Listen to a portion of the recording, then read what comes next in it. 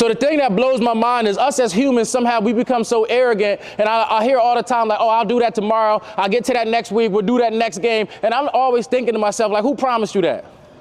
Like, I started my lawn care business when I was 14 years old, and I'll never forget because I have this client, and I've been cutting her yard for like 3 years now, and I started cutting her grass because one time she lives with her husband and her son, and she has like a big house, right? And the toilet downstairs in the basement broke. So she asked her husband to go fix the toilet. So my man, he went out to the shed, he got his tools, he went down in the basement, he started working on the toilet, and like 20 minutes went by.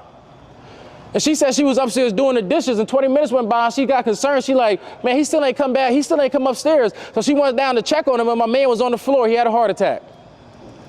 And the part that blew my mind is she said she tried to start resuscitating him. She called her son called 911, and my man died right there on the floor. The thing that blows my mind as humans is nobody promised you tomorrow. What if today was your last practice and today was your last game? Would you play it a little differently? Like, the thing that blows my mind is that last game that you played, what if that was the last game that you played? Like, who promised you that you get tomorrow? That you get next week? How outside of basketball? What if the last time you came to school was the last time you came to school?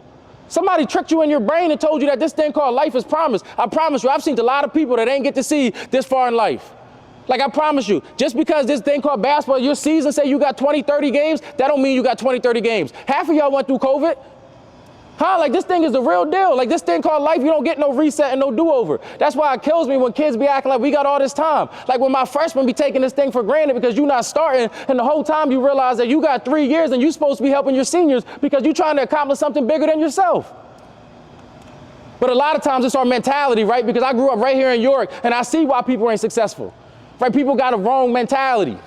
People's mindset is all about me, me, me. And when you think about me and not we, you ain't never going to accomplish nothing. And so I want you to start taking this mindset that says, I will live today as if it's my last. The mindset that says tomorrow's not guaranteed. The mindset that says every possession matters because to the next game ain't promised. The mindset that says, I don't know if I'm going to be alive to see 21. I got to get everything I got to get right now. I got to maximize everything I got right now. It's not promised.